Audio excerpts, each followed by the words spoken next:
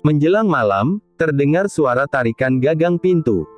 Ray baru kembali setelah seharian penuh keluar hotel, meninggalkan Lia seorang diri. "Mas Ray dari mana?" tanya Lia. "Saya tadi tidak sengaja bertemu dengan teman dan mengobrol soal bisnis," jawab Ray menutupi. "Sehari penuh?" tanya Lia. Ray hanya mendeham, lalu berpaling bersiap untuk mandi. "Saya bosan di kamar terus sendirian," ucap Lia. "Kalau bosan bisa kan berjalan-jalan keluar atau berbelanja," balas Ray. Lia memasang wajah murung. "Kapan kita akan kembali ke Jakarta?" tanya Lia. "Terserah," jawab Ray singkat. "Saya ingin kita segera pulang," pinta Lia karena merasa tidak ada kesenangan. "Itu lebih bagus. Besok kita berkemas. Lagi pula untuk apa kita berlama-lama di sini," ucap Ray. "Tapi sebelum pulang, saya ingin berbelanja sedikit ke pasar. Bisa mengantar?" pinta Lia. Ya," balas Ray. "Terima kasih," ucap Lia. Malam kedua di hotel, Ray bahkan sungkan untuk banyak mengobrol dengan Lia. "Mas Ray pasti capek seharian di luar. Kalau mau tidur duluan, gak apa-apa," ucap Lia. "Bener nih?" tanya Ray memastikan. Lia mengangguk pasrah. Ray mengambil posisi tidur meski dirinya belum merasa ngantuk. Lia melirik Ray yang sudah memejamkan mata. Ia kemudian beranjak dan berjalan-jalan di teras. Angin malam di Bali terasa cukup dingin, namun tidak lebih dingin dari sikap Ray terhadapnya. Lia melirik ke arah jendela yang tirainya sedikit terbuka, sampai memperlihatkan Ray yang sedang tidur. Tiba-tiba rahangnya mengeras, matanya menghangat, siap menumpahkan airnya. Lia teringat masa pertama kali ia berjumpa dengan Ray. Rasanya Lia tidak sanggup menahan kesedihannya dan memalingkan wajahnya. Tiba-tiba ada suara yang memanggilnya. "Lia," panggil Ray dari belakang tubuh Lia. Lia buru-buru menghapus air matanya sebelum menoleh ke arah Ray. Ia tidak ingin Ray mencurigainya. "Iya, Mas Ray, kok bangun?" tanya Lia, mengalihkan suasana hatinya. "Iya, tadi tiba-tiba kebangun," jawab Ray seadanya. "Kamu juga, ngapain malam-malam keluar kamar sendirian? Cepat tidur, besok kan akan melakukan perjalanan pulang, harus cukup istirahat," lanjutnya. Iya, sebentar lagi saya akan tidur," jawab Lia. Ray kembali masuk kamar dan melanjutkan tidurnya. Beberapa menit kemudian, Lia menyusul. Pagi-pagi sekali, Lia sudah mengemas barang-barangnya. Lia cukup semangat bersiap untuk pergi berbelanja di pusat oleh-oleh Bali. "Saya sudah siap," ucap Lia, memperlihatkan dirinya yang sudah berpakaian rapi. "Pagi-pagi sekali," balas Ray. "Ya, biar nggak kehabisan," ujar Lia. "Kehabisan apanya?" "1 jam lagi ya, saya masih ingin bersantai," jawab Ray, lalu kembali menyeruput kopi hangat. Tiba-tiba ponselnya berdering, ternyata ada panggilan video call dari Mama Reni. Ray hampir saja tersedak. Ray menyiapkan diri sebelum menerima telepon. "Assalamualaikum, Ray," ucap Mama Reni di balik telepon. "Waalaikumsalam, Ma," balas Ray. "Lia mana?" "Mama pengen lihat kalian berdua," tanya Mama Reni. Ray tersenyum kecut. "Sebentar ya, Ray panggilkan," jawab Ray. "Lia, ada video call dari Mama," teriak Ray. "Iya, sebentar," balas Lia dari dalam kamar, lalu segera menghampiri. "Hai, Lia. Kalian apa kabar di sana?" tanya Mama Reni setelah Lia ikut bergabung. "Baik kok, Ma," balas Lia. "Cuma baik. Seneng juga dong," ucap Mama Reni. "Hehe, iya, Ma. Di sini kami berdua menikmati suasana di Bali," jawab Lia. Mama Reni melempar senyum syukur. "Semoga lancar ya bulan madunya, soalnya Mama udah pengen nimang cucu," ucap Mama Reni sembari tertawa ringan penuh harap. Seketika Lia dan Ray menelan salivanya. Akan jadi masalah baginya. "Ya sudah, Ma. Ray mau antar Lia ke tempat oleh-oleh," balas Ray, mencari alasan untuk segera mengakhiri pembicaraan. Iya, Ma. Kita akan berjalan-jalan ke pusat oleh-oleh, sambung Lia, memahami maksud Ray. Ya udah deh. Assalamualaikum, ucap Mama Reni. Waalaikumsalam, jawab keduanya. Ayo kita berangkat, ajak Ray. Lia mengangguk. Lia merasa senang akhirnya ia bisa berjalan-jalan keluar. Lia sudah tidak sabar ingin melihat berbagai kerajinan maupun jajanan khas Bali. Jarak pusat oleh-oleh yang cukup terkenal di sana berjarak kurang lebih 2 km dari hotel yang ditempati Ray dan Lia. Sesampainya di sana, Lia amat terkesan dan tertarik dengan banyaknya berbagai macam oleh-oleh. Lia berhenti di salah satu toko yang menjual pakaian khas Bali. Ia terpesona dengan rancangan brokat dipadukan dengan batik yang memberikan keanggunan bagi siapapun yang memakainya. Tapi rasanya ia tidak cocok dengan gaya berpakaiannya yang mengenakan hijab. Akhirnya Lia hanya melihat saja. Tidak jadi beli, tanya Ray. Lia menggeleng. Ray membuang napas sedikit kesal. Lia kembali berkeliling dan menemukan makanan khas Bali yang beragam. Pak, mau pai susunya? Berapa satu bungkusnya? Tanya Lia pada penjual. Oh, yang ini isi 10-75 ribu, jawab si penjual. 50 ribu aja dong, Pak, Lia mencoba menawar. Wah nggak bisa, Mbak. Sudah harga pas, balas si penjual. Ray menggelengkan kepala melihat Lia yang terus menawar sampai memakan waktu cukup lama. Sudah? Tanya Ray setelah Lia selesai membayar. Sudah. Aku beli 5 bungkus pai susu untuk di rumah di Jakarta dan di Banten, jelas Lia. Ray hanya mengangguk-angguk. Terlihat raut wajah Ray yang sudah mulai bosan dan kesal. Aku masih ingin membeli satu oleh-oleh lagi. Aku mau belikan sarah kaos, ucap Lia. Lia berjalan lebih dulu menuju toko yang menjadi incarannya. Lia memilih-milih kaos yang cocok di hatinya dan membelinya. Sudah, Mas. Yuk kita pulang, ucap Lia. Lia tidak melihat keberadaan Ray. Lia keluar dari toko untuk memastikan Ray tidak juga terlihat. Lia mencari Ray ke beberapa toko terdekat, namun tidak juga ia temukan. Akhirnya Lia keluar dari keramaian tempat pusat oleh-oleh. Lia menoleh ke berbagai arah, memperhatikan setiap pria yang berjalan lalu lalang, berharap Ray berada di antaranya.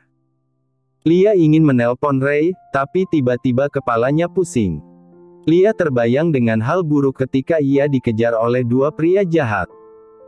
Semakin lama bayangan itu semakin menghantuinya dan membuat kepalanya semakin pusing. Mas Ray, kamu di mana? Gumamnya dalam hati dengan terus mencengkeram kepalanya. Lia bahkan merasa tidak sanggup lagi untuk berjalan kembali menuju hotel. Lia memaksakan kakinya untuk melangkah dan seketika, brukek, Lia pingsan. Beberapa orang di sekitarnya yang melihat bergegas menolongnya. Salah seorang lelaki paruh baya menawarkan rumahnya untuk dijadikan tempat Lia beristirahat. Lelaki itu terus berupaya membantu Lia agar segera terbangun dari kesadarannya. Cukup lama Lia pingsan. Sampai beberapa menit kemudian, Lia baru tersadar. Syukurlah kamu sudah sadar, ucap lelaki paruh baya yang bernama Pak Darman. Saya di mana? Tanya Lia. Kamu barusan pingsan. Sekarang kamu sedang berada di rumah saya, jelas Pak Darman. Oh begitu, jawab Lia, kepalanya masih terasa pusing. Lebih baik kamu istirahat saja dulu dan minum tehnya, saran Pak Darman. Iya, terima kasih, Pak, ucap Lia. Sama-sama, ya sudah saya tinggal dulu. Biar istri saya yang temani kamu, balas Pak Darman. Lia hanya mengangguk. Lia mengecek ponselnya. Ada beberapa panggilan tak terjawab dari Ray. Mas Ray menelponku sampai sebanyak ini. Tanyanya dalam hati. Lia masih merasa lemas untuk banyak bergerak, karenanya ia masih ingin merebahkan tubuhnya. Ponsel Lia kembali berdering. Lia melihat layar ponselnya yang ternyata ada panggilan masuk dari Ray. Lia segera mengangkat teleponnya. Huff. Lia, kemana saja kamu sampai-sampai telepon dari saya kamu abaikan? Dari tadi saya mencari kamu kemana-mana. Di hotel juga tidak ada. Kamu di mana? Teriak Ray di balik telepon dengan nada kesal. Lia menyeringai mendengar Ray menyerocos. Saya baru sadar dari pingsan, balas Lia apa adanya. Apa? Pingsan? Jangan bercanda kamu, jawab Ray tidak percaya. Lia hanya menghela napas dan membuangnya perlahan, menyiapkan kesabarannya. Ya sudah, sekarang kamu di mana? Tanya Ray yang terpaksa harus percaya. Saya di, Lia menoleh ke arah Ibu Nani, istri Pak Darman yang menemaninya. Ibu Nani memberi kode untuk bantu menjelaskan alamatnya. Lia memberikan ponselnya. Lia sedang berada di rumah Pak Darman atau Ibu Nani. Sekitar 1 kilometer dari pusat oleh-oleh ke arah barat. Orang-orang di sini juga cukup tahu dengan Pak Darman, jelas Ibu Nani. Oh, begitu. Saya akan segera ke sana, balas Ray sekaligus mengakhiri panggilan. Dalam setengah jam, Ray sudah menemukan tempat di mana Lia berada. Tok tok tok, pintu diketuk. Bu Nani segera membuka pintu. Suaminya Lia ya? Tanya Bu Nani seketika melihat Ray yang datang. Iya, jawab Ray dengan melempar senyum. Mari masuk. Ajak Bu Nani mempersilahkan. Lia sedang di kamar mandi, lanjut Bu Nani. Ray dan Bu Nani duduk di kursi di ruang tamu. Kalau boleh tahu, Lia kenapa bisa pingsan? Tanya Ray. Saya kurang tahu, suami saya yang melihatnya pingsan di pinggiran jalan dan membawanya ke sini. Tapi Lia bilang dia pingsan karena vertigonya kambuh, jelas Bu Nani. Lia punya riwayat vertigo.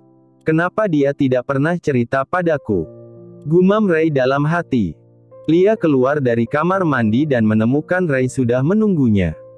Mereka saling menatap sejenak, lalu Lia memalingkan wajahnya. Gimana keadaan kamu? Sudah lebih baik, tanya Ray. Lia mengangguk. Kalau begitu kita harus segera kembali ke hotel. Kita tidak punya banyak waktu untuk menuju bandara, ucap Ray. Iya, balas Lia singkat. Lia mengambil barang bawaannya dan kembali berjalan.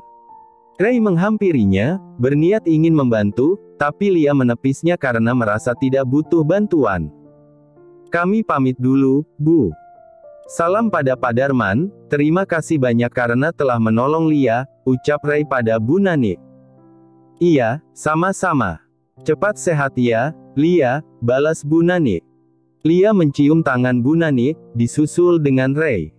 Mereka segera menuju hotel untuk kemudian berangkat menuju bandara. Sejak Lia pingsan, Lia tidak banyak bicara karena memang masih lemas dan malas berbicara dengan Ray. Lia terlihat sibuk merapikan sisa barangnya. Lia, saya minta maaf, ucap Ray tiba-tiba. Lia menghentikan tangannya, lalu menoleh ke wajah Ray. Setelah itu, ia kembali merapikan barang yang lain. Ray sadar dirinya tidak punya banyak waktu untuk mengobrol banyak dan tidak peduli dengan sikap Lia. Mereka langsung menuju bandara. Tidak menunggu lama, mereka sudah mulai naik pesawat. Di dalam pesawat, mereka masih saling diam. Sampai rasa kantuk menghampiri Lia. Lia memejamkan matanya dan tertidur. Ray menatap sejenak Lia yang tertidur. Ia masih berat hati untuk merelakan pandangannya. Lia, saya minta maaf. Sampai saat ini saya belum bisa menerima dan mencintaimu, gumam Ray dalam hati. Ray menarik tatapannya dan memejamkan mata. Beberapa saat tertidur, Ray kembali terbangun karena merasa ada yang membebani pundaknya. Ray membuka matanya dan mendapati Lia yang tertidur di pundaknya. Anak ini, keluh Ray, namun ia membiarkannya karena tidak ingin mengganggu tidur Lia. Sampai terdengar informasi bahwa pesawat akan landing, Lia baru terbangun dan menyadari dirinya telah bersandar di pundak Ray. Kepulangan mereka tidak diketahui oleh Mama Reni, sehingga Ray mencarikan taksi untuk bisa sampai ke rumah. Bagaimana kalau Mama curiga kita pulang lebih awal? Tanya Ray, mengawali pembicaraan di dalam taksi. Bilang saja yang sebenarnya kalau saya ingin cepat-cepat pulang, balas Lia. Justru itu yang akan menjadi pertanyaan Mama, ucap Ray. Kalau begitu Mas Ray bisa jawab sesuka hati Mas Ray, jawab Lia. Ray terdiam mendengar jawaban Lia. Akhirnya mereka sampai di rumah. Ray mengetuk pintu, dan kebetulan Mama Reni yang membuka pintu. Assalamualaikum, ucap Ray dan Lia sembari mengulurkan tangannya. Waalaikumsalam, jawab Mama Reni. Loh, Ray, Lia, kalian kok sudah pulang?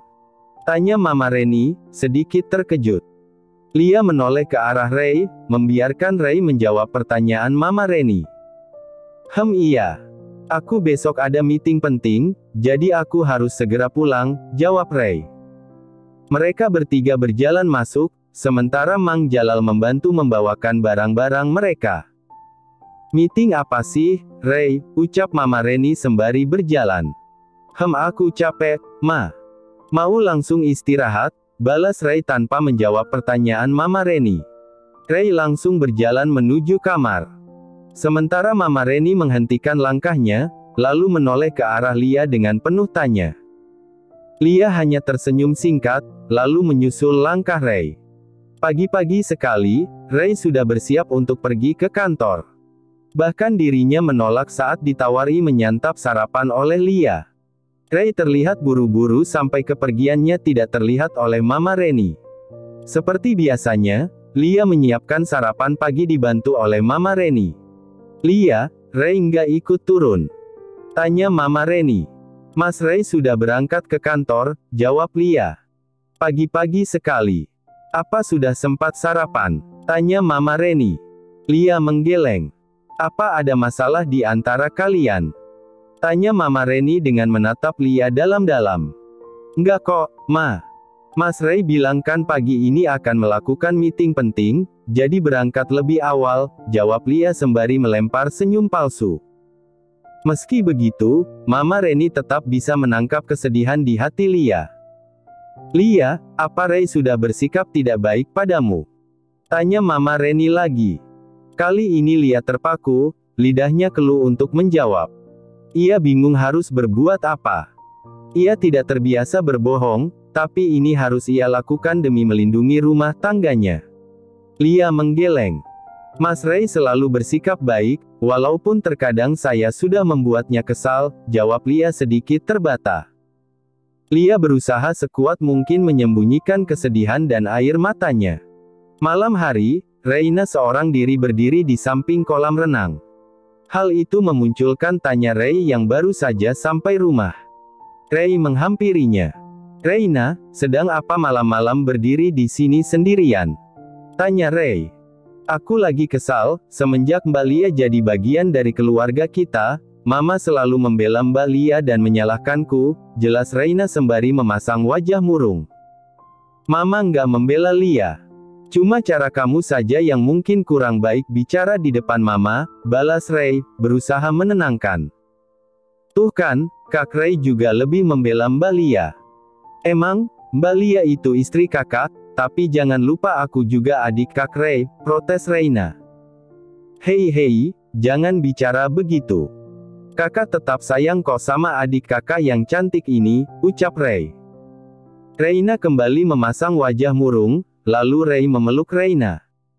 Kakak sadar nggak sih, semenjak kepergian ayah, Mama jadi lebih banyak ngatur, nggak suka dibantah, padahal kan kita sudah dewasa, sudah punya jalan dan pilihan sendiri, keluh Reina dengan sengaja memengaruhi Ray. Ada benarnya juga ucapan Reina. Semenjak ayah pergi, Mama jadi bersikap otoriter. Reina tidak boleh kehilangan kasih sayang Mama hanya karena kehadiran Lia, gumam Ray dalam hati. Sudah, kakak akan pastikan kalau kamu tidak akan merasa kehilangan kasih sayang dari Mama, ucap Ray sembari mengelus rambut Reina. Ray melepas pelukannya. Sudah, jangan nangis lagi ya. Yuk tidur, jangan begadang, ajak Ray. Reina mengangguk. Ray dan Reina kembali ke kamar masing-masing. Reina berdiri bersandar di dinding dapur dengan tangan yang memegang sebuah apel dan sebilah pisau. Reina tampak melamun, memikirkan sesuatu. Ray melihat Reina yang tampak tak memperhatikan mata pisau yang dipegangnya. Dengan sigap, Ray menghampiri dan merebut pisau dari tangan Reina sampai Reina terkejut. "Hah, Kak Ray," ucap Reina spontan. "Reina, apa-apaan kamu?" Memegang pisau sambil melamun. "Itu akan sangat bahaya," ucap Ray dengan kekhawatirannya. "Iya, maaf," balas Reina. "Lagi pula kamu melamuni apa sih siang-siang begini?" tanya Ray. Beberapa detik Reina hanya diam. Lalu Reina duduk di sebuah kursi yang tersedia di dapur. "Kak, Reina berangkat ke Singapura hari ini saja ya?" balas Reina. Ray ikut duduk di samping Reina. "Loh, kok buru-buru? Bukannya kamu bilang cuti 10 hari, kan masih sisa 3 hari lagi, Dek," balas Ray. "Buat apa lama-lama di sini, toh keberadaan aku nggak bikin mama seneng," jelas Reina dengan pasang wajah melas. "Kamu kenapa? Ada masalah lagi sama mama?" tanya Ray. Reina belum sempat menjawab, tiba-tiba Mama Reni datang menghampiri. Reina yang melihat kedatangan Mama Reni langsung meninggalkan dapur. Ray melirik Reina yang pergi dengan wajah masam. "Ray, katanya kamu mau antar Lia pulang ke Banten, kapan berangkat?" tanya Mama Reni sambil membuka kulkas. Ray tertegun mendengar Mama Reni mengetahui hal itu. "Lia cerita apa lagi ke Mama?" tanya Ray penasaran, sampai beranjak dari duduknya dan mendekati Mama Reni. "Nggak banyak. Cuma itu pun karena Mama tanya-tanya soal kemarin saat kalian pergi ke pusat oleh-oleh di Bali," jelas Mama Reni setelah mengambil sebuah pisang. "Syukurlah Lia tidak cerita soal dirinya yang sempat pingsan," gumam Ray dalam hati. Mama ada masalah apa lagi sama Reina?" tanya Ray. "Masalah? Nggak ada," jawab Mama Reni, menatap wajah Ray dengan serius. "Mama tahu nggak, kalau Reina berencana berangkat ke Singapura hari ini," jelas Ray. "Oh ya, Reina tidak cerita itu ke Mama," balas Mama Reni. "Dan Mama tahu kalau rencana keberangkatan Reina itu disebabkan karena Mama," jelas Ray. Mama Reni tertegun sekaligus terkejut mendengar pernyataan Ray. "Apa maksud kamu bicara seperti itu?" tanya Mama Reni sungguh-sungguh sembari berjalan menuju sofa di ruang tamu. Ray mengikuti langkahnya. Reina merasa Mama telah pilih kasih terhadapnya semenjak keberadaan Lia di rumah ini, jelas Ray dengan suara yang mulai tinggi. Mama Reni hanya terdiam.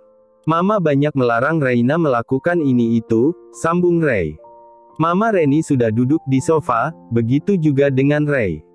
"Oh, soal dia yang ingin pergi ke konser bareng teman-temannya itu?" tanya Mama Reni. "Itu hanya sebagian kecilnya saja, Mama bahkan mengatur Reina dalam hal memilih teman," jelas Ray. "Mama hanya takut kejadian yang dulu menimpa Reina terulang. Reina itu masih belum bisa mengontrol keinginannya, dan mudah terseret pergaulan bebas," jelas Mama Reni. "Tapi Mama nggak bisa memaksakan kehendak Mama. Sampai kapan Mama bisa memberikan kepercayaan penuh terhadap Reina?" tanya Ray. "Sampai Mama yakin kalau Reina sudah benar-benar menjadi pribadi yang dewasa, yang mampu memutuskan mana yang terbaik untuknya," jelas Mama Reni. Ray masih merasa tidak adil dengan jawaban Mama Reni. "Benar kata Reina, semenjak kepergian ayah, Mama jadi banyak ngatur dan tidak bisa dibantah," gumam Ray. Mama Reni tertegun mendengar ucapan Ray yang menyinggung soal kepergian suaminya. Selama ini Ray sudah menuruti semua keinginan Mama, sampai Ray bersedia menikah dengan Lia. "Tapi tolong jangan lakukan ini pada Reina juga," pinta Ray dengan memelas. Kedua mata Mama Reni memicing ke sebuah benda di hadapannya, lalu perlahan mulai berkaca-kaca. "Apa maksud kamu menikahi Lia karena Mama?" tanya Mama Reni, menoleh ke wajah Ray lekat-lekat. "Iya, semua itu aku lakukan demi Mama. Ray tidak benar-benar mencintai Lia." Dan Ray sadar kalau Ray merasa tertekan dengan pernikahan ini, jelas Ray dengan mengumpulkan keberaniannya. Meski pada akhirnya, kedua matanya mulai menghangat. Reina yang memperhatikan perdebatan Ray dengan Mama Reni akhirnya dapat tersenyum dengan puas. Air mata Mama Reni telah menetes setelah mendengar pengakuan Ray. Tubuhnya serasa terpaku. Cukup berat untuk sekadar menghela napas. Ray, kamu sadar tidak, karena keputusan kamu menikahi Lia, kamu sudah banyak menyakiti perasaan orang yang tidak bersalah, ucap Mama Reni dengan mulut yang bergetar sembari menatap Ray lekat-lekat. Kali ini Ray justru tidak mampu berkata-kata. Ucapan dan hatinya tidak lagi sejalan. Ray terpaku dengan kebingungannya, pada akhirnya Ray mengalah dengan beranjak pergi meninggalkan Mama Reni. Mama Reni menangis seorang diri bersamaan dengan penyesalannya yang mendalam. Lia melihat Mama Reni yang menangis dan segera menghampiri. Mama nangis. Kenapa? Tanya Lia dengan penuh perhatian. Tidak Papa. Mama, hanya teringat almarhum suami, jawab Mama Reni, buru-buru menghapus air matanya dan melempar senyum. Oh, begitu. Bagaimana kalau kita berkunjung ke makam Bapak? Ajak Lia dengan sumringah. Mama Reni mengangguk dengan senyum. Ya sudah, Lia akan ajak Mas Ray dan Reina juga, ucap Lia apa adanya sembari berdiri dari duduknya. Mama Reni menarik tangan Lia, pertanda melarangnya. Kita berdua saja ya, ucap Mama Reni. Lia merasa heran, tapi dirinya tidak ingin banyak bertanya. Tapi, aku perlu meminta izin Mas Ray, ucap Lia. Ya udah, silahkan, jawab Mama Reni. Lia bergegas menuju kamar, membuka pintu, dan menemukan Ray dalam keadaan duduk dengan kedua tangan yang mencengkeram kepalanya. Ray terlihat memikirkan hal yang cukup menguras emosinya. Ray menyadari kedatangan Lia dan menoleh ke arahnya.